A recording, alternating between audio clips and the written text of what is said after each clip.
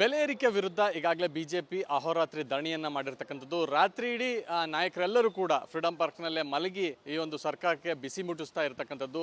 ಈಗಾಗಲೇ ನಾವು ನೋಡ್ಬೋದು, ಎಲ್ಲರೂ ಕೂಡ ರಾತ್ರಿ ಇಲ್ಲೇ ಮಲಗಿದ್ರು. ಸೊ ಹಾಗಾಗಿ ಎಲ್ಲವನ್ನು ಕೂಡ ಏನು ಹಾಸಿಗೆಗಳನ್ನು ಹಾಕಲಾಗಿತ್ತು, ಆ ಹಾಸಿಗೆಗಳನ್ನೆಲ್ಲ ಎತ್ತಿ ಲೋಡ್ ಮಾಡಲಾಗ್ತಾ ಇರ್ತಕ್ಕಂಥದ್ದು. ಯಾಕಂದರೆ ಇವತ್ತು 11 ಗಂಟೆಗೆ ಎಲ್ಲ ಈ ಒಂದು ಅಹೋರಾತ್ರಿ ಹೋರಾಟ ಮುಕ್ತಾಯವಾಗಿರ್ತಕ್ಕಂಥದ್ದು. ಹೀಗಾಗಿ ಏನೆಲ್ಲ ಸಿದ್ಧತೆಯನ್ನು ಮಾಡಿದ್ರು, ಸೊ ಆ ಎಲ್ಲವನ್ನು ಕೂಡ ಸರಿಪಡಿಸುವಂಥ ಕೆಲಸವನ್ನು ಮಾಡ್ತಾ ಇರ್ತಕ್ಕಂಥದ್ದು. ಹಾಗೆ ಇಡೀ ರಾತ್ರಿ ಇಲ್ಲೇ ಮಲಗಿದ್ದಂಥ ಮಾಜಿ ಸಚಿವರಾದಂಥ ರೇಣುಕಾಚಾರ್ಯ ಅವರಿದ್ದಾರೆ, ನಾನು ಅವ್ರನ್ನೂ ಮಾತಾಡಿಸ್ತಾ ಹೋಗ್ತೀನಿ.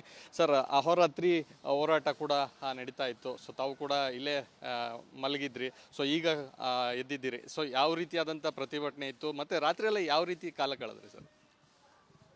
ರಾಜ್ಯದಲ್ಲಿ ಬಂಡ ಸರ್ಕಾರ, ಕೆಟ್ಟ ಸರ್ಕಾರ, ಜನ ವಿರೋಧಿ ಸರ್ಕಾರ, ರೈತ ವಿರೋಧಿ ಸರ್ಕಾರ, ಹಿಂದೂ ವಿರೋಧಿ ಸರ್ಕಾರ ಒಂದು ರೀತಿ ತಗೊಳಕ್ಕೆ ತರಬಂತೆ ಅಧಿಕಾರವನ್ನು ಮಾಡ್ತಿದ್ದಾರೆ. ಆನೆ ನಡೆದದ್ದೇ ದಾರಿ, ಮದ ಹತ್ತಿದ ಆನೆ. ಕಳೆದ 2 ವರ್ಷಗಳಿಂದ ಯಾವುದೋ ಕಾರಣಕ್ಕೆ ಅಧಿಕಾರಕ್ಕೆ ಬಂದರು, ಬಿಟ್ಟಿ ಭರವಸೆಗಳು, ಜನರಿಗೆ ಸುಳ್ಳು ಹೇಳಿ, ನಕ್ಪಲ್ ಟೋಪಿ ಹಾಕಿ. ಆದರೆ ಅಧಿಕಾರಕ್ಕೆ ಬಂದ ಮೇಲೆ ಅವರ ಪಂಚ ಭರವಸೆಗಳು ಯಶಸ್ವಿಯಾಗಿಲ್ಲ. ಶಕ್ತಿ ಸಂಪೂರ್ಣವೂ ವಿಫಲವಾಗಿದೆ. ಗೃಹ ಜ್ಯೋತಿ ಮತ್ತೆ ರೇಟ್ ಜಾಸ್ತಿ ಮಾಡಿದ್ದಾರೆ. ಗೃಹಲಕ್ಷ್ಮಿ ಇದುವರೆಗೂ ಹಣನೇ ಬಿಡುಗಡೆ ಆಗಿಲ್ಲ. ಈ ರೀತಿ ಸುಳ್ಳು ಹೇಳಿ ಜನರಿಗೆ ಮೋಸ ಮಾಡಿ, ಮತ್ತು ಯುವ ಶಕ್ತಿ ಅಂತೂ ಟೋಟಲ್ ಫ್ಲಾಪ್ ಆಗಿದೆ. ಯಾವ ಭರವಸೆ ಇವನಿದೆ, ಕ್ಷಮಿಸಿ, ಯಾವುದೇ ಭರವಸೆಗಳು ಈಡೇರಿಸೋಕ್ಕಾಗಿಲ್ಲ. ಒಂದು ಕಡೆ ಭರವಸೆಗಳು ಈಡೇರಿಸಿದ ಸರ್ಕಾರ, ಇನ್ನೊಂದು ಕಡೆ ಅಭಿವೃದ್ಧಿ ಶೂನ್ಯ ಸರ್ಕಾರ. 56,000 ಕೋಟಿ ಇಟ್ವಿ ಅಂತ ಹೇಳ್ತಾರೆ. ಆಯಿತು, ಗೃಹಲಕ್ಷ್ಮಿಗೆ ಯಾಕೆ ಹಣ ಬಿಡುಗಡೆ ಮಾಡಲಿಲ್ಲ? ಒಂದು ಕಡೆ ಎಲ್ಲೋ ಅಲ್ಪನಿಗೆ ತೃಪ್ತಿಪಡಿಸ್ತಕ್ಕಂಥ ಕೆಲಸನ ಮಾಡೋಕ್ಕೆ ಹೊರಟಿದ್ದಾರೆ. ಜನರಿಗೆ ಈಗಾಗಲೇ ಸಂಪೂರ್ಣವಾಗಿ ಈ ಸರ್ಕಾರ ವಿಫಲವಾಗಿದೆ, ಟೇಕಪ್ ಆಗಿಲ್ಲ, ICU ಒಳಗಿದೆ ಅಂತೇಳಿ ಜನ ಮಾತಾಡ್ತಾ ಇದ್ದಾರೆ. ಸಾರ್ವಜನಿಕ ವಲಯದಲ್ಲಿ ಈ ಸರ್ಕಾರದ ವಿರುದ್ಧ ಟೀಕೆ ಮಾಡ್ತಾರೆ. ನೋಡಿ, ಇವರು ಹಾಲಿನ ದರ, ಹಾಲು, ಆಲ್ಕೋಹಾಲು ಮತ್ತು ಏನು ವಾಹನಗಳಿಗೆ ಪೆಟ್ರೋಲ್, ಡೀಸೆಲ್ ದರವನ್ನು ಜಾಸ್ತಿ ಮಾಡಿದ್ದಾರೆ. ಇನ್ನು ಸ್ಟ್ಯಾಂಪ್ ಪೇಪರ್ 20 ಇದ್ದದ್ದು 100, 100 ಇದ್ದದ್ದು 500, 1ಕ್ಕೆ 5 ಪಟ್ಟು ಸ್ಟ್ಯಾಂಪ್ ದರವನ್ನು ಜಾಸ್ತಿ ಮಾಡಿದ್ದಾರೆ. ವಾಹನಗಳ ನೋಂದಾವಣೆ ಜಾಸ್ತಿ ಆಗಿದೆ. ಜನನ ಮರಣ ಪತ್ರ ದುಬಾರಿಯಾಗಿದೆ. ಯಾವುದೇ ಇವತ್ತು ಅಗತ್ಯ ವಸ್ತುಗಳು ಗಗನಕ್ಕೆ ಏರ್ತದೆ. ಹಾಲಿನ ದರವನ್ನು ಜಾಸ್ತಿ, ಹಾಲು ಮೊಸರು ದರವನ್ನು ಜಾಸ್ತಿ ಮಾಡಿದ್ದಾರೆ. ಇವ್ರು ಹೇಳ್ತಾರೆ ರೈತ ವಿರೋಧಿ. ಅದೇ ನಾನು ಕೇಳ್ತೀವಿ, ನೀವು ಈ ಹಣವನ್ನು ರೈತರಿಗೂ ಉಪಯೋಗಿಸ್ತಲ್ಲ. 80% ಗ್ರಾಹಕರ ದರ, 20% ರೈತರು. ನಾನು ರೈತರ ಮಗನೇ. ಆದರೆ ಹಣವನ್ನು ರೈತರಿಗೂ ಕೊಡಲ್ಲ ಇವರು ಭರವಸೆಗಳು ಬಳಸ್ಕೊಳ್ತಾರೆ. 80% ಹಾಲನ್ನು ಇವತ್ತು 20% ಉತ್ಪಾದನೆ ಮಾಡಿ ರೈತರು, ಹೈನುಗಾರಿಕೆ. ಇನ್ನು 80% ಖರೀದಿ ಮಾಡಿದ್ರೆ ಯಾರೋ ಒಬ್ಬ ಬಡವ, ಯಾರೋ ಒಬ್ಬ ಕೂಲಿ ಹಾಲಿ ಮಾಡ್ತಕ್ಕಂಥವನು ಬೆಳಗ್ಗೆ ಅರ್ಧ ಲೀಟ್ರು ಹಾಲು ತಂದು ಟೀ ಕುಡಿಬೇಕಂದ್ರೆ ಕಣ್ಣಳ್ಳೀರು ಕಪಾಳಕ್ಕೆ ಬರ್ತವೆ. ಇನ್ಯಾರೋ ಕೆಲವರು ಹೋಟೆಲ್ಗೆ ಹೋದರೆ ಹೋಟೆಲ್ ದರ ಎಲ್ಲವೂ ಜಾಸ್ತಿ ಆಗಿದೆ. ಎಲ್ಲ ದರಗಳು ಜಾಸ್ತಿ ಆಗಿದೆ. ಹಾಗಾಗಿ ಮತ್ತು ಡೀಸೆಲ್, ಪೆಟ್ರೋಲ್ ದರ ಜಾಸ್ತಿ ಮಾಡೋದ್ರಿಂದ ಬಸ್ಗಳು ರೇಟ್ ಜಾಸ್ತಿ ಆಗುತ್ತೆ. ಇನ್ನು ಸರಕು ಸಾಗಾಣಿಕೆ ಇರ್ಬೋದು, ಅಗತ್ಯ ವಸ್ತುಗಳು ಬೆಲೆಗಳು ದರಕ್ಕೆ ಇರ್ತವೆ. ಇದು ಒಂದಕ್ಕೊಂದು ಚೈನ್ ಲಿಂಕ್. ಸರ್, ಈಗ ಸರ್ಕಾರಕ್ಕೆ ನಿಮ್ಮ ಈ ಹೋರಾಟ ಯಾವ ರೀತಿ ಮುಟ್ಟಿದೆ ಅನ್ನೋಂಥದ್ದು? ಯಾಕಂದರೆ ಇಡೀ ರಾತ್ರಿ ಹೋರಾಟ ಮಾಡಿದ್ದೀರ, ವಿಪಕ್ಷವಾಗಿ ಜನರ ಜೊತೆಯಲ್ಲಿ ತಾವು ನಿಲ್ತಿದ್ದೀರಿ. ಆದರೆ ಈ ಒಂದು ಹೋರಾಟ ಸರ್ಕಾರಕ್ಕೆ ಯಾವ ರೀತಿ ಬಿಸಿ ಮುಟ್ತಿದೆ? ಸರ್ಕಾರಕ್ಕೆ ಬಿಸಿ ಮುಟ್ಟಿದೆ, ಚಾಟಿ ಏಟ್ ಬೀಸಿದ್ದೀವಿ. ಕೇವಲ ಇದೊಂದು ಹೋರಾಟ ಅಲ್ಲ, ಭಾರತೀಯ ಜನತಾ ಪಾರ್ಟಿಗೆ ಸಂಘರ್ಷ ಹೊಸ್ತಲ್ಲ, ಹೋರಾಟದ ಹೊಸ್ತಲ್ಲ. ಈ ಹಿಂದೆ ಯಡಿಯೂರಪ್ಪನವರು ಏಕಾಂಗಿಯಾಗಿ ಹೋರಾಟ ಮಾಡಿ ರಾಜ್ಯದಲ್ಲಿ ಭಾರತೀಯ ಜನತಾ ಪಾರ್ಟಿಯನ್ನು ಕಟ್ಟಿ ಬೆಳೆಸಿ ಅಧಿಕಾರಕ್ಕೆ ತಂದಂಥ ಯಡಿಯೂರಪ್ಪನವರು ಆ ದಿನಗಳನ್ನು ಇವತ್ತು ಮರುಕಳಿಸ್ತಾ ಇದ್ದಾವೆ. ಆ ದಿನಗಳು ಮರುಕಳಿಸ್ತಾ ಇದ್ದಾವೆ. ಮೂಢ ಹಗರಣ, ವಾಲ್ಮೀಕಿ ಮತ್ತು ವರ್ಗಾವಣೆ, ಹಗಲು ದರೋಡೆ, PSA ಸಾವಿರ್ಬೋದು, ಇವತ್ತೆಲ್ಲ ನಮ್ಮ ಕಣ್ಣು ಮುಂದಿವೆ. ಎಲ್ಲವೂ ವಿಧಾನಸಭೆ, ವಿಧಾನ ಪರಿಷತ್ ಒಳಗೆ ಹೊರಗೆ ಹೋರಾಟಗಳಾಗಿದ್ದಾವೆ. ನಿನ್ನೆ ದಿವಸ ನಮ್ಮ ನಾಯಕರಾದ ಯಡಿಯೂರಪ್ಪನವರ ಅವರ ನೇತೃತ್ವ, ರಾಜ್ಯಾಧ್ಯಕ್ಷರ ವಿಜಯೇಂದ್ರ ನೇತೃತ್ವದಲ್ಲಿ ವಿಪಕ್ಷ ನಾಯಕರುಗಳು, ಹಾಲಿ ಶಾಸಕರುಗಳು, ಮಾಜಿ ಸಚಿವರು, ಮಾಜಿ ಶಾಸಕರು ಮತ್ತು ವಿಧಾನ ಪರಿಷತ್ತಿನ ಸದಸ್ಯಗಳು, ಮಾಜಿ ಸದಸ್ಯಗಳು, ರಾಜ್ಯದ ಭಾರತೀಯ ಜನತಾ ಪಾರ್ಟಿಯ ಪದಾಧಿಕಾರಿಗಳು, ಜಿಲ್ಲಾಧ್ಯಕ್ಷಗಳು, ಮುಖಂಡರುಗಳು ಮತ್ತು ಚುನಾವಣೆಗೆ ಹೊಸ ಸ್ಪರ್ಧೆ ಮಾಡಿದಂಥವರು ನಿನ್ನೆ ಎಲ್ಲರೂ ಭಾಗವಹಿಸಿ ಅತ್ಯಂತ ಯಶಸ್ವಿಯಾಗಿದೆ. ಈ ಸರ್ಕಾರಕ್ಕೆ ಬಿಸಿ ಮುಟ್ಟಿದೆ. ಇಂದು ಸಹ ಇವತ್ತು 12 ಗಂಟೆಗೆ ಹೋರಾಟ ಮುಖ್ಯಮಂತ್ರಿಗಳ ಕಚೇರಿ ಮುತ್ತಿಗೆ ಆಗಬೇಕು, ಮನೆ ಮುತ್ತಿಗೆ ಹಾಕ್ಬೇಕಂತ ರಾಜ್ಯದ ಅಧ್ಯಕ್ಷ ನಿರ್ಧಾರ ಮಾಡಿದರೆ ನಾವು ಅಕ್ಷರಶಃ ಈ ಹೋರಾಟ ಯಶಸ್ವಿಯಾಗಿದೆ. ಈ ಹೋರಾಟ ಇಲ್ಲಿ ನಿಲ್ಲಲ್ಲ. 7ನೇ ತಾರೀಕಿನ ಜನಾಕ್ರೋಶ ಮೈಸೂರಿಂದ ಪ್ರಾರಂಭ ಆಗುತ್ತೆ. ಪ್ರತಿ ಜಿಲ್ಲೆಗಳಲ್ಲಿ ಜಿಲ್ಲಾಧ್ಯಕ್ಷ ಸಾರಥ್ಯದಲ್ಲಿ ಹೋರಾಟ ಯಶಸ್ವಿಯಾಗುತ್ತೆ. ನಮ್ಮ ಹೋರಾಟ ಕೇವಲ ತಾತ್ಕಾಲಿಕ ಅಲ್ಲ, ಶಾಶ್ವತ. ಯಾಕಂದರೆ ಅಗತ್ಯ ವಸ್ತುಗಳ ಬೆಲೆ ಗಗನಕ್ಕೇರ್ತದೆ. ಇಳಿಸುವವರೆಗೆ ಹೋರಾಟ ಮುಂದುವರಿಯುತ್ತೆ. ಎಚ್ಚರಿಕೆಯನ್ನು ಕೊಡ್ತಾ ಇದ್ದೀವಿ ಸರ್ಕಾರಕ್ಕೆ. Thank you. ಇದಿಷ್ಟು ರೇಣುಕಾಚಾರ್ಯ ಅವರ ಮಾತು. ಕ್ಯಾಮ್ ಪರ್ಸನ್ ರಾಘವೇಂದ್ರ ಜೊತೆ ಚಂದ್ರಶೇಖರ್, ರಿಪಬ್ಲಿಕ್ ಕನ್ನಡ, ಬೆಂಗಳೂರು. ಬೆಲೆ ಏರಿಕೆ ವಿರುದ್ಧ ಈಗಾಗಲೇ ಬಿಜೆಪಿ ಅಹೋರಾತ್ರಿ ಧರಣಿಯನ್ನು ಮಾಡಿರ್ತಕ್ಕಂಥದ್ದು. ರಾತ್ರಿ ಇಡೀ ನಾಯಕರೆಲ್ಲರೂ ಕೂಡ ಫ್ರೀಡಂ ಪಾರ್ಕ್ನಲ್ಲೇ ಮಲಗಿ ಈ ಒಂದು ಸರ್ಕಾರಕ್ಕೆ ಬಿಸಿ ಮುಟ್ಟಿಸ್ತಾ ಇರತಕ್ಕಂಥದ್ದು.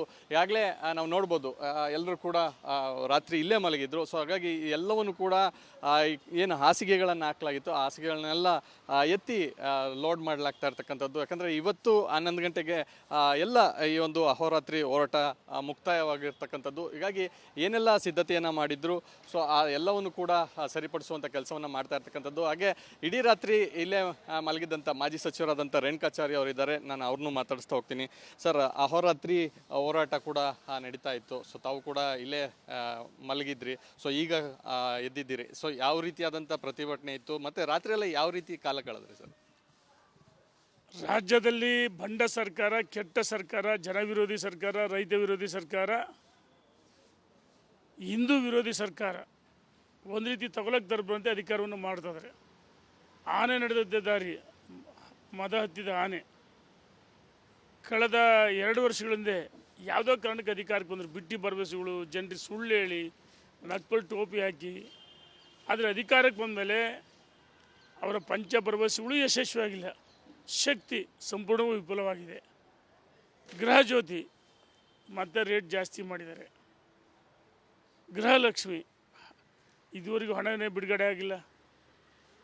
ಈ ರೀತಿ ಸುಳ್ಳು ಹೇಳಿ ಜನರಿಗೆ ಮೋಸ ಮಾಡಿ ಮತ್ತು ಯುವ ಶಕ್ತಿ ಅಂತೂ ಟೋಟಲ್ ಫ್ಲಾಪ್ ಆಗಿದೆ. ಯಾವ ಭರವಸೆ ಯುವನಿದೆ, ಕ್ಷಮಿಸಿ, ಯಾವುದೇ ಭರವಸೆಗಳು ಈಡೇರಿಸೋಕ್ಕಾಗಿಲ್ಲ.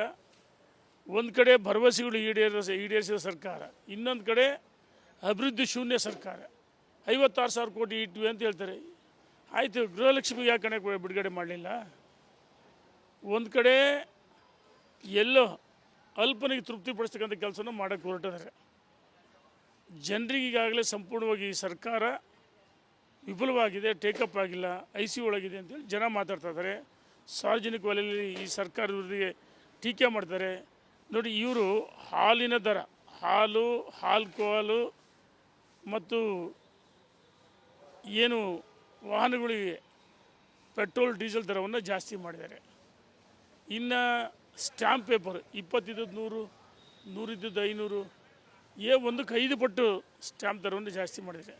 ವಾಹನಗಳ ನೋಂದಾವಣೆ ಜಾಸ್ತಿ ಆಗಿದೆ. ಜನನ ಮರಣ ಪತ್ರ ದುಬಾರಿಯಾಗಿದೆ.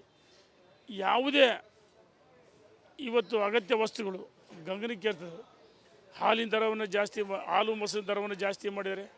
ಇವ್ರು ಹೇಳ್ತಾರೆ ರೈತ ವಿರೋಧಿ. ಅದೇ ನಾನು ಕೇಳ್ತೀವಿ, ನೀವು ಈ ಹಣವನ್ನು ರೈತರಿಗೂ ಉಪಯೋಗಿಸ್ತಲ್ಲ. 80% ಗ್ರಾಹಕರ ದರ, 20% ರೈತರು. ನಾನು ರೈತರ ಮಗನೇ. ಆದರೆ ಹಣವನ್ನು ರೈತರಿಗೂ ಕೊಡಲ್ಲ ಇವರು ಭರವಸೆಗಳು ಬಳಸ್ಕೊಳ್ತಾರೆ. 80% ಹಾಲನ್ನು ಇವತ್ತು 20% ಉತ್ಪಾದನೆ ಮಾಡೋ ರೈತರು, ಹೈನುಗಾರಿಕೆ. ಇನ್ನು 80% ಖರೀದಿ ಮಾಡಿದ್ರೆ ಯಾರೋ ಒಬ್ಬ ಬಡವ, ಯಾರೋ ಒಬ್ಬ ಕೂಲಿ ಹಾಲಿ ಮಾಡ್ತಕ್ಕಂಥವನು ಬೆಳಗ್ಗೆ ಅರ್ಧ ಲೀಟ್ರು ಹಾಲು ತಂದು ಟೀ ಕುಡಿಬೇಕಂದ್ರೆ ಕಣ್ಣಲ್ಲಿ ಕಪಾಳಕ್ಕೆ ಬರ್ತವೆ. ಇನ್ಯಾರೋ ಕೆಲವರು ಹೋಟೆಲ್ಗೆ ಹೋದರೆ ಹೋಟೆಲ್ ದರ ಎಲ್ಲವೂ ಜಾಸ್ತಿ ಆಗಿದೆ. ಎಲ್ಲ ದರಗಳು ಜಾಸ್ತಿ ಆಗಿದೆ. ಹಾಗಾಗಿ ಮತ್ತು ಡೀಸೆಲ್ ಪೆಟ್ರೋಲ್ ದರ ಜಾಸ್ತಿ ಮಾಡೋದ್ರಿಂದ ಬಸ್ಗಳು ರೇಟ್ ಜಾಸ್ತಿ ಆಗುತ್ತೆ. ಇನ್ನು ಸರಕು ಸಾಗಾಣಿಕೆ ಇರ್ಬೋದು, ಅಗತ್ಯ ವಸ್ತುಗಳು ಗಗನ ಬೆಲೆಗಳು ದರಕ್ಕೆ ಇರ್ತವೆ. ಇದು ಒಂದಕ್ಕೊಂದು ಚೈನ್ ಲಿಂಕ್. ಸರ್, ಈಗ ಸರ್ಕಾರಕ್ಕೆ ನಿಮ್ಮ ಈ ಹೋರಾಟ ಯಾವ ರೀತಿ ಮುಟ್ಟಿದೆ ಅನ್ನೋಂಥದ್ದು, ಯಾಕಂದ್ರೆ ಇಡೀ ರಾತ್ರಿ ಹೋರಾಟ ಮಾಡಿದ್ದೀರ ವಿಪಕ್ಷವಾಗಿ, ಜನರ ಜೊತೆಯಲ್ಲಿ ತಾವು ನಿಲ್ತಿದ್ದೀರಿ, ಆದರೆ ಈ ಒಂದು ಹೋರಾಟ ಸರ್ಕಾರಕ್ಕೆ ಯಾವ ರೀತಿ ಬಿಸಿ ಮುಟ್ತಿದೆ? ಸರ್ಕಾರಕ್ಕೆ ಬಿಸಿ ಮುಟ್ಟಿದೆ, ಚಾಟಿ ಏಟ್ ಬೀಸಿದ್ದೀವಿ. ಕೇವಲ ಇದೊಂದು ಹೋರಾಟ ಅಲ್ಲ, ಭಾರತೀಯ ಜನತಾ ಪಾರ್ಟಿಗೆ ಸಂಘರ್ಷ ಹೊಸ್ತಲ್ಲ, ಹೋರಾಟದ ಹೊಸ್ತಲ್ಲ. ಈ ಹಿಂದೆ ಯಡಿಯೂರಪ್ಪನವರು ಏಕಾಂಗಿಯಾಗಿ ಹೋರಾಟ ಮಾಡಿ ರಾಜ್ಯದಲ್ಲಿ ಭಾರತೀಯ ಜನತಾ ಪಾರ್ಟಿಯನ್ನು ಕಟ್ಟಿ ಬೆಳೆಸಿ ಅಧಿಕಾರಕ್ಕೆ ತಂದಂಥ ಯಡಿಯೂರಪ್ಪನವರು ಆ ದಿನಗಳನ್ನು ಇವತ್ತು ಮರುಕಳಿಸ್ತದವೆ. ಆ ದಿನಗಳು ಮರುಕಳಿಸ್ತದವೆ. ಮೂಢ ಹಗರಣ, ವಾಲ್ಮೀಕಿ ಮತ್ತು ವರ್ಗಾವಣೆಯ ಹಗಲು ದರೋಡೆ, PSA ಸಾವಿರ್ಬೋದು, ಇವತ್ತೆಲ್ಲ ನಮ್ಮ ಕಣ್ಮುಂದಿವೆ. ಎಲ್ಲವೂ ವಿಧಾನಸಭೆ, ವಿಧಾನ ಪರಿಷತ್ ಒಳಗೆ ಹೊರಗೆ ಹೋರಾಟಗಳಾಗಿದ್ದಾವೆ. ನಿನ್ನೆ ದಿವಸ ನಮ್ಮ ನಾಯಕರಾದ ಯಡಿಯೂರಪ್ಪನವರ ಅವರ ನೇತೃತ್ವ, ರಾಜ್ಯಾಧ್ಯಕ್ಷರ ವಿಜಯೇಂದ್ರ ನೇತೃತ್ವದಲ್ಲಿ ವಿಪಕ್ಷ ನಾಯಕರುಗಳು, ಹಾಲಿ ಶಾಸಕರುಗಳು, ಮಾಜಿ ಸಚಿವರು, ಮಾಜಿ ಶಾಸಕರು ಮತ್ತು ವಿಧಾನ ಪರಿಷತ್ತಿನ ಸದಸ್ಯಗಳು, ಮಾಜಿ ಸದಸ್ಯಗಳು, ರಾಜ್ಯದ ಭಾರತೀಯ ಜನತಾ ಪಾರ್ಟಿಯ ಪದಾಧಿಕಾರಿಗಳು, ಜಿಲ್ಲಾಧ್ಯಕ್ಷಗಳು, ಮುಖಂಡರುಗಳು ಮತ್ತು ಚುನಾವಣೆಗೆ ಹೊಸ ಸ್ಪರ್ಧೆ ಮಾಡಿದಂಥವರು ನಿನ್ನೆ ಎಲ್ಲರೂ ಭಾಗವಹಿಸಿ ಅತ್ಯಂತ ಯಶಸ್ವಿಯಾಗಿದೆ. ಈ ಸರ್ಕಾರಕ್ಕೆ ಬಿಸಿ ಮುಟ್ಟಿದೆ. ಇಂದು ಸಹ ಇವತ್ತು 12 ಗಂಟೆಗೆ ಹೋರಾಟ, ಮುಖ್ಯಮಂತ್ರಿಗಳ ಕಚೇರಿ ಮುತ್ತಿಗೆ ಹಾಕಬೇಕು, ಮನೆ ಮುತ್ತಿಗೆ ಹಾಕ್ಬೇಕಂತ ರಾಜ್ಯದ ಅಧ್ಯಕ್ಷ ನಿರ್ಧಾರ ಮಾಡಿದರೆ, ನಾವು ಅಕ್ಷರಶಃ ಈ ಹೋರಾಟ ಯಶಸ್ವಿಯಾಗಿದೆ. ಈ ಹೋರಾಟ ಇಲ್ಲಿ ನಿಲ್ಲಲ್ಲ. 7ನೇ ತಾರೀಕಿನ ಜನಾಕ್ರೋಶ ಮೈಸೂರಿಂದ ಪ್ರಾರಂಭ ಆಗುತ್ತೆ. ಪ್ರತಿ ಜಿಲ್ಲೆಗಳಲ್ಲಿ ಜಿಲ್ಲಾಧ್ಯಕ್ಷ ಸಾರಥ್ಯದಲ್ಲಿ ಹೋರಾಟ ಯಶಸ್ವಿಯಾಗುತ್ತೆ. ನಮ್ಮ ಹೋರಾಟ ಕೇವಲ ತಾತ್ಕಾಲಿಕ ಅಲ್ಲ, ಶಾಶ್ವತ. ಯಾಕಂದರೆ ಅಗತ್ಯ ವಸ್ತುಗಳ ಬೆಲೆ ಗಗನಕ್ಕೆ ಇರ್ತದೆ, ಇಳಿಸುವವರೆಗೆ ಹೋರಾಟ ಮುಂದುವರಿಯುತ್ತೆ. ಎಚ್ಚರಿಕೆಯನ್ನು ಕೊಡ್ತಾ ಇದ್ದೀವಿ ಸರ್ಕಾರಕ್ಕೆ. Thank you. ಇದಿಷ್ಟು ರೇಣುಕಾಚಾರ್ಯ ಅವರ ಮಾತು. ಕ್ಯಾಮರಾ ಪರ್ಸನ್ ರಾಘವೇಂದ್ರ ಜೊತೆ ಚಂದ್ರಶೇಖರ್, ರಿಪಬ್ಲಿಕ್ ಕನ್ನಡ, ಬೆಂಗಳೂರು.